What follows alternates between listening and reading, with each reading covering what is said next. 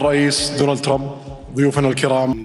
Different issue. We know that today the relation it's the cause of. They control a fortune larger than the GDP of most countries, up to $2 trillion in 2025. From gold-plated super yachts to a $500 billion city in the desert, the Saudi royal family's lifestyle is unlike anything on earth. This is the trillionaire world of the House of Saud. Chapter 1. Origins of Power. Think back to the Arabian desert nearly 3 centuries ago. Endless dunes, scorching sun, and tribes battling for survival. A small, determined family, the House of Saud, set out to unite these tribes. Led by Mohammed bin Saud and religious reformer Muhammad ibn Abd al-Wahhab, they combined faith and politics to build a new order. Their movement faced exile and defeat, but endured. In the early 1900s, Abdulaziz ibn Saud, underestimated and exiled, led a daring raid to recapture Riyadh. This bold move marked the start of Saudi Arabia's unification. By 1932, he declared the Kingdom of Saudi Arabia, a desert nation with a future few could foresee. Today, the House of Saud is led by King Salman bin Abdulaziz Al Saud, with Crown Prince Mohammed bin Salman steering the kingdom into a new era of global influence and modernization. Chapter 2. The oil discovery that changed everything. What turned this kingdom from a land of tents and camels into a global powerhouse? The answer lies beneath the sand: oil. In 1938, after years of searching, American drillers struck black gold in Dhahran. The world would never be the same. Think about the impact. Overnight, the Saudis went from regional rulers to global players. Oil money poured in, and the transformation was nothing short of miraculous. Cities rose where there was once only sand. Roads, airports, hospitals, all built at a dizzying pace. The royal family's fortune soared, and so did their influence. By 2025, the House of Saud's net worth will be between $1.4 and $2 trillion. That's not just wealth, on a scale few can comprehend. Oil gave the Saudis leverage over the world. Their decisions could sway markets and governments. When the price of oil moves, the world listens, and it all traces back to those first wells in the desert. But oil did more than build cities and palaces. It bought loyalty, stability, and security. The royal family used their newfound riches to fund social programs, modernize the nation, and keep potential rivals in check. Chapter 3. From oil to global influence. So what happens when you have more money than you can spend? For the Saudis, the answer was simple: invest, expand, and diversify. Enter the Public Investment Fund, or PIF. This isn't just a bank account, it's a weapon of influence, worth about $500 billion in 2025. Under Crown Prince Mohammed bin Salman, the PIF has become the engine of Saudi ambition. The fund owns stakes in Uber, Microsoft, and even Newcastle United Football Club. It's behind the controversial LIV Golf League, shaking up the world of sports. And it's the force powering Vision 2030, the plan to future-proof Saudi Arabia's economy. But the PIF's boldest bet is Neom, a city unlike anything the world has seen. Think about a 170-kilometer-long metropolis with no cars, no pollution, powered by artificial intelligence and green energy. The line, Neom's core, promises a new way to live: vertical, sustainable, and futuristic. The price tag? $500 billion. For the royal family, the PIF is about more than money. It's about legacy. It's about showing the world that Saudi Arabia can be a leader in technology, culture, and innovation, not just oil. Every investment, every headline is a move on the global chessboard, and the world is watching. Chapter 4. Palaces, estates, and the architecture of royal luxury. Now let's step inside the world of Saudi royal luxury. Forget what you know about palaces. These are monuments to power, taste, and ambition. In the heart of Riyadh stands Murabba Palace, a symbol of the family's rise. Its walls have witnessed secret meetings, royal ceremonies, and the shaping of modern Saudi Arabia. But the Saudis don't just live in history, they build it. Al Yamama Palace, the seat of government, is a blend of tradition and modernity. Al Auja Palace, steeped in heritage, hosts the kingdom's most important guests. Each palace is a theater of power, where decisions that move markets and armies are made behind closed doors.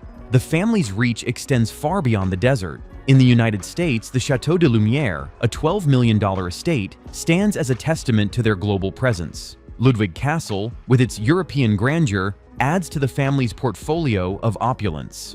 King Salman's lifestyle is legendary. The Urga Palace, decked in gold, is more than a home, it's a statement. His French chateau, worth $300 million, has hosted vacations for 1,000 guests and 400 luxury cars. Visualize the spectacle: convoys of supercars, private jets landing on manicured lawns, and celebrations that make headlines around the world. Art and culture are woven into this tapestry of wealth. King Salman owns Leonardo da Vinci's Salvator Mundi, the world's most expensive painting, purchased for $450 million. These palaces are not just homes, they are museums, galleries, and fortresses, each telling a story of ambition, taste, and legacy. Chapter 5. Living large yachts, jets, cars, and the art of excess. The Saudi royal family lives on a scale most of us can only dream about. Take the serene Crown Prince Mohammed bin Salman super yacht. This floating palace stretches over 439 feet and has 7 decks filled with indoor and outdoor pools, a private beach club, and even a submarine bay. The interiors? Think Italian marble, gold accents, and crystal elevators. Privacy is absolute, with bulletproof glass and a helipad right on board. Then there's Kingdom 5KR, Prince Al-Walid's yacht, once owned by billionaires and featured in a James Bond movie. It's 282 feet long, with 11 guest cabins and a crew of 30. This yacht screams old-school luxury and exclusivity, but the extravagance doesn't end at sea. The royal fleet in the sky includes private jets that are flying palaces. Prince Al-Walid's Airbus A380 has gold fixtures, marble bathrooms, and a prayer room. King Salman and other royals travel in custom Boeing 747s and 777s, designed for comfort and security at the highest level. On the ground, their car collections are jaw-dropping. Gold-plated Lamborghinis, Bugattis, and Ferraris fill palace garages. Prince Turki bin Abdullah's flashy supercars have gone viral, while Prince Badr bin Mohammed's Bugatti La Voiture Noire, worth over $8 million, is the crown jewel of a fleet packed with rare hypercars. And then there are the parties. The royals throw events that make headlines worldwide, like the $50 million bash in the Maldives, featuring supermodels, global performers, and world leaders. For them, limits don't exist. It's all about setting new records.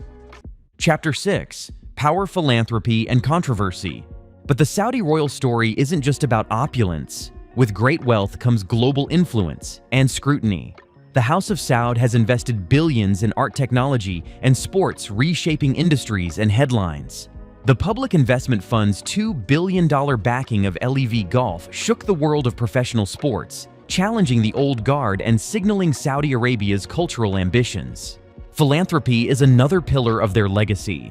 Prince Al-Walid bin Talal pledged his entire $16 billion fortune to a charity supporting education, disaster relief, and women's empowerment across continents. These acts of generosity have earned the family both praise and strategic alliances. Yet controversy is never far behind. The family's immense power has drawn criticism over human rights transparency and political maneuvering. High-profile arrests, diplomatic disputes, and questions about succession have all made global headlines. For every act of generosity, there's a debate about accountability.